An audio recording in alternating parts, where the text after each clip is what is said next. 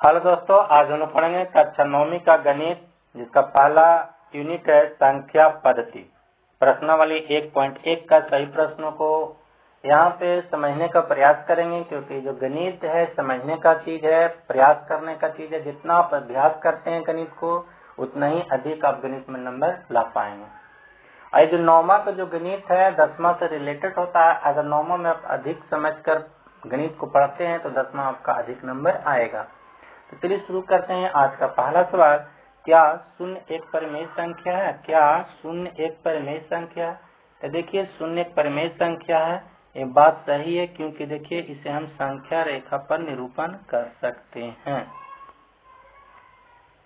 जैसे कि यहाँ पे शून्य है, यहाँ पे 1 है, 2 है, 3 है, -1, -2, -3। ये क्या है? इसे संख्या रेखा पर निरूपण कर सकते हैं, यानी कि परिमेय संख्या है।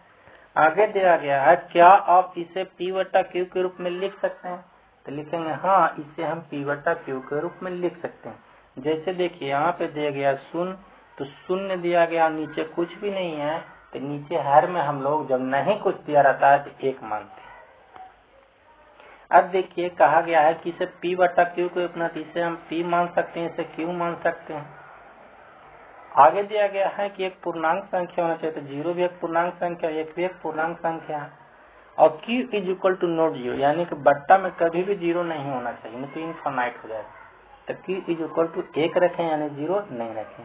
लेकिन आप एग्जाम में लिखने का एक तरीका होना चाहिए, टेक्निक होना चाहिए, ताकि आपको एग्जाम में समझे कि अब लेंथ है, आपका पूर्ण नंबर दिया जाना चाहिए।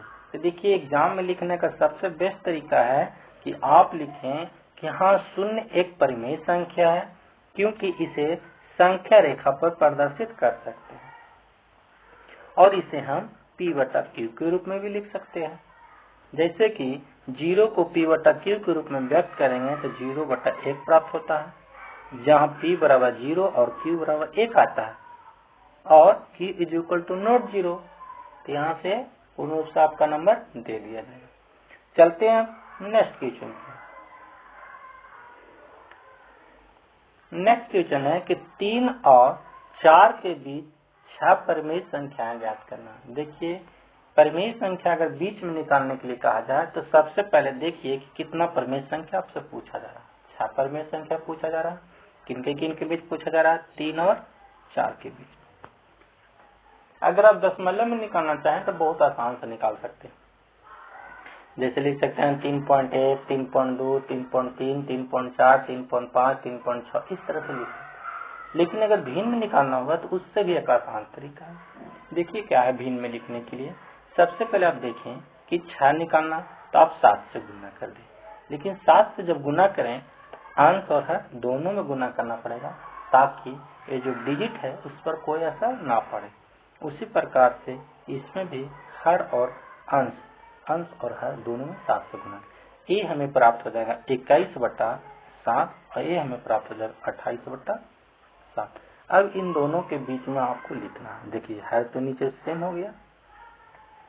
अब इसे हम लिख सकते हैं 22/7, 23/7, 24/7, 25/7, 26/7।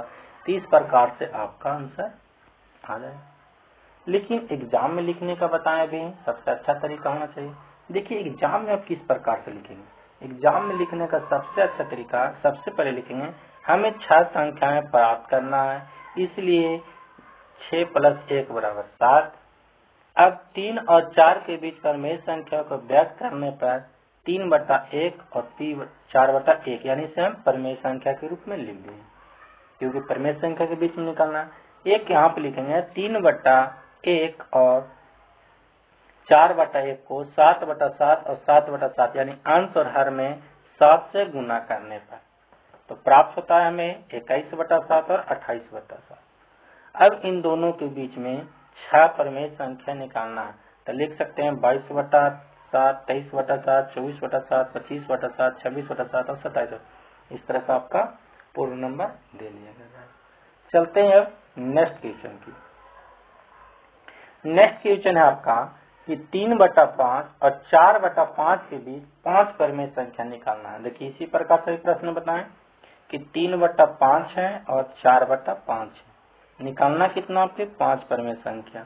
तो देखिए 6 से गुना कर देंगे अंश हर में, इसमें भी 6 से गुना कर देंगे अंश हर में।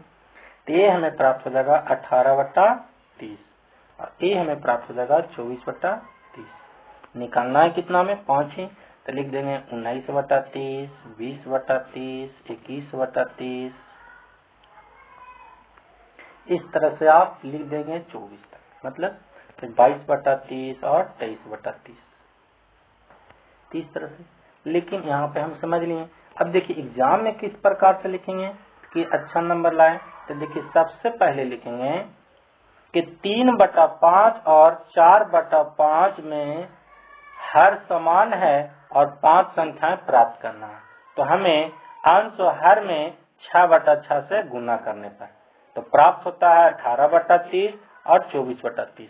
इन दोनों के बीच में 5 परमेय संख्या लिखना है, इसलिए 19/30, 20/30, 21/30 और 22/30 और 23/30 यहाँ से हमें प्राप्त हो गया। अब चलते हैं नेक्स्ट क्वेश्चन की ओर। इसमें हम लोग को पढ़ना है संख्या के बारे में। देखिए नेक्स्ट क्वेश्चन है आपका कि निम्नलिखित में दिए गए कथन सत्य है या असत्य है, कारण के साथ अपने उत्तर दीजिए। देखिए इसका पहला क्वेश्चन है कि प्रत्येक प्राकृत संख्या एक पूर्ण संख्या होती है।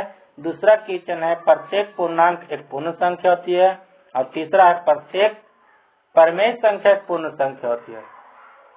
देखिए तीनों के बारे में सबसे पहले पढ़ते हैं। सबसे पहले होता है प्राकृत संख्या। सबसे पहले क्या होता है प्राकृत संख्या। प्राकृत संख्या को गिनती की संख्या को हम लोग प्राकृत संख्या कहते हैं, 1 2 3 4 5 आगे तक चलेंगे। पूर्ण संख्या दूसरी बात होता है पूर्ण संख्या। तो पूर्ण संख्या जो होता है 0 भी इसमें इंक्लूड कर दिया जाता है, बाकी सब सेम ही रहता है।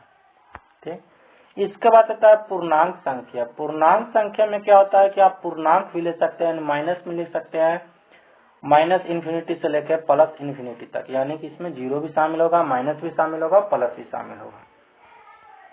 एक होता है परिमेय संख्या। सभी अभी एक ही बार में समझने का प्रयास करते हैं, उसके बाद फिर प्रश्नों पर चलेंगे। परिमेय संख्या जो होता है P/Q के जिस रूप में लिख सकते हैं वही परिमेय संख्या होता है। अब चलते हैं प्रश्नों की ओर। पहला प्रश्न है कि क्या प्रत्येक प्राकृत संख्या एक पूर्ण संख्या है। देखिए प्राकृत संख्या A है और पूर्णांक संख्या है, तो 1 2 3 4 क्या इसमें 1 2 3 4 है सभी? हाँ सभी है, तो इसका आंसर हो जाएगा सही, सत्य। दूसरा है प्रत्येक पूर्णांक एक पूर्ण संख्या। देखिए प्रत्येक पूर्णांक टोटल के टोटल इसमें आएगा नहीं आएगा, क्योंकि माइनस इसमें माइनस नहीं है, तो हो जाएगा असत्य। ये क्या हो जाएगा असत्य। और तीसरा क्वेश्चन है कि प्रत्येक परमेय संख्या एक पूर्ण संख्या होगी। प्रत्येक परिमेय, देखिए यहाँ पे प्रत्येक परिमेय है जो पूर्ण संख्या होगा। पूर्ण में होता है कि यहाँ पे देखिए तो सभी कैसे हो सकता है, क्योंकि परमेय संख्या हो जाए तो बट्टा में भी आता है, जैसे 7/3 लिख दिए हैं, 5/4 लिख दिए हैं, मतलब कुछ भी लिख सकते हैं परमेय संख्या जो P/Q को रूप में लिख सकते हैं कि = ≠0। तो यहाँ पे देखिए समझने का चीज है कि ये भी हो जाएगा असत्य। तीसरा प्रश्न क्या हो जाएगा असत्य। तो आज के लिए इतना ही, अगला दिन पढ़ेंगे 1.2 का एक्सरसाइज। वीडियो कैसा लगा आप नीचे कमेंट में लिखें। Thank you.